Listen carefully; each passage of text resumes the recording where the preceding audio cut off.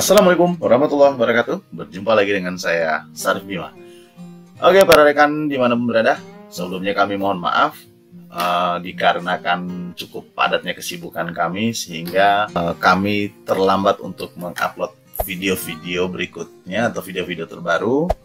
Namun jangan khawatir, kali ini kita hadir dengan bahasan yang sedikit mungkin bisa menyegarkan. Kenapa kami mengangkat bahasan kali ini yang sedikit berbeda dengan video-video kita sebelumnya adalah dikarenakan adanya pertanyaan dari teman-teman kita di lapangan. Bahasannya adalah mengenai mekanisme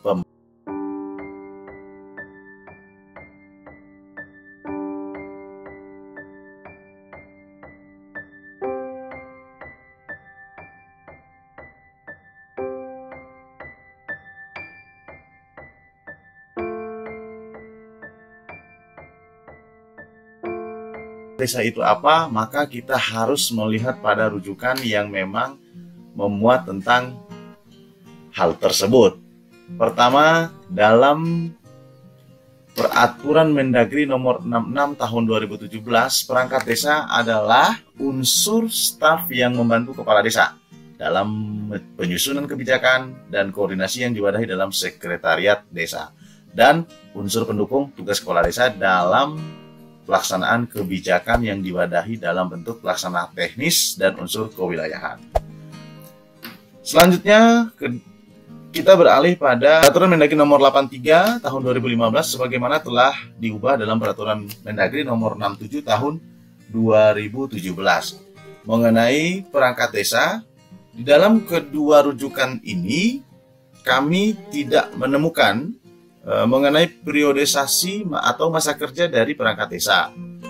Lalu, dapatkah perangkat desa diberhentikan secara sewenang-wenang atau secara melampaui kewenangan oleh kepala desa yang terpilih?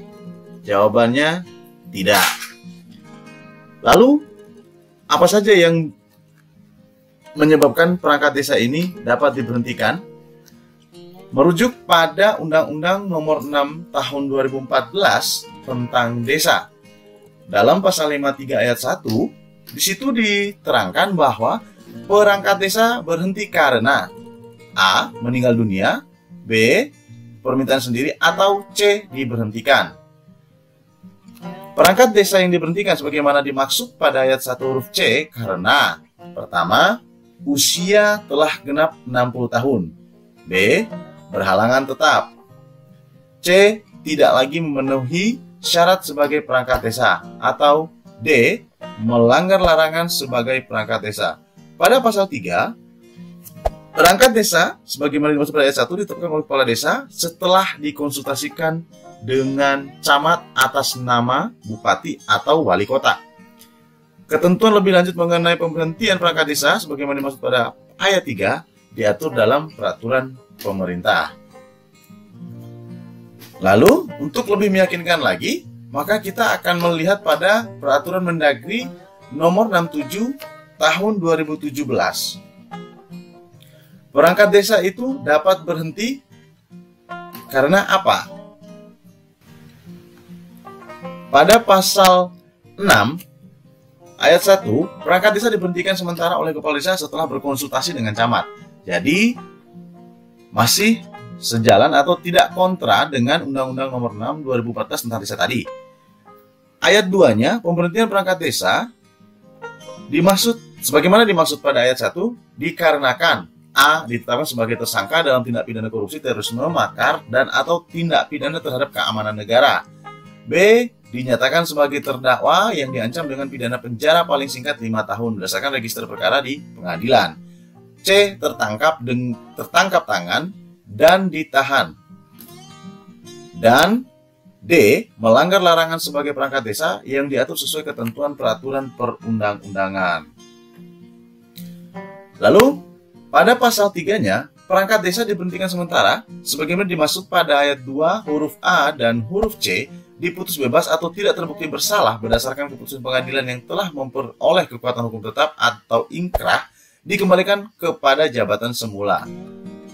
Jadi cukup jelas di sini bahwa apabila seorang kepala desa yang baru memberhentikan para perangkat desa yang sebelumnya sudah bertugas, maka dapat dipastikan dia telah menyalahi kewenangannya sebagai kepala desa, kecuali dia telah melakukan langkah-langkah yang tadi sudah dianjurkan oleh Undang-Undang Nomor 6 2014 tentang Desa, kemudian dalam Peraturan Mendagri Nomor 67 Tahun 2017. Apa saja? Yang pertama tadi sudah disebutkan adalah harus berkonsultasi dengan camat atas nama bupati atau wali kota. Kemudian setelah berkonsultasi, kepala desa tersebut harus menerima rekomendasi dari camat mengenai perangkat desa dimaksud. Atau apabila terjadi kekosongan dalam posisi perangkat desa yang ada, maka kepala desa wajib membentuk tim untuk penjaringan perangkat desa yang baru.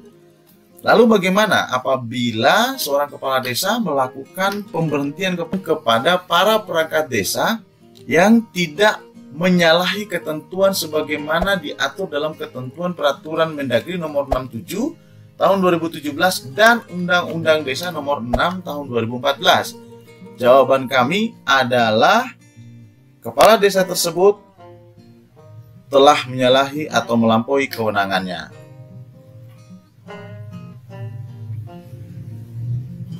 Namun, apabila kepala desa yang baru tetap ingin mengganti perangkat desa, maka tentu harus dilandasi pada alasan yang kuat berdasarkan peraturan perundang-undangan yang berlaku.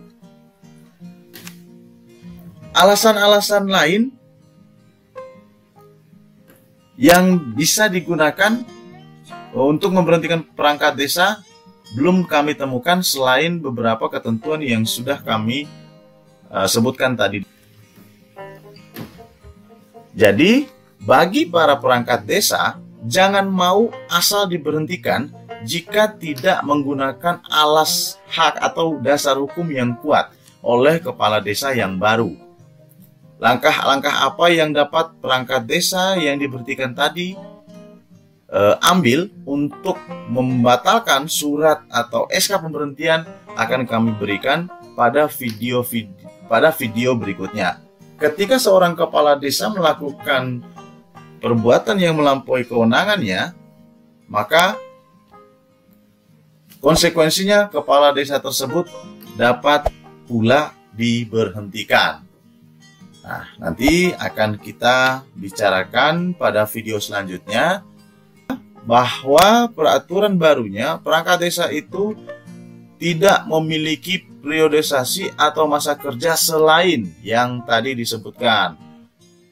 Dan dia akan tetap bisa bekerja di situ hingga usianya mencapai 60 tahun. Sudah sangat jelas peraturan dan dasar hukum yang telah kami sebutkan. Namun, apabila para perangkat desa yang telah diberhentikan tidak menerimanya, maka ada upaya-upaya hukum yang dapat ditempuh. Salah satunya adalah melaporkan kepala desa tersebut kepada pemerintah daerah, minta saran dari bupati. Kedua, bisa ditempuh juga gugatan atau permohonan sebagaimana Undang-Undang Administrasi Pemerintahan. Oke, jika masih ada yang ingin rekan-rekan tanyakan, silakan ditanyakan langsung, ditulis saja pada kolom komentar. Tetapi sebelum video ini kami akhiri, kembali kami mengingatkan agar rekan-rekan tidak lupa mengklik tombol subscribe-nya dan hidupkan lonceng notifikasinya sehingga teman-teman tidak ketinggalan update-update video-video terbaru dari kami. Sekian dari kami. Assalamualaikum warahmatullahi wabarakatuh.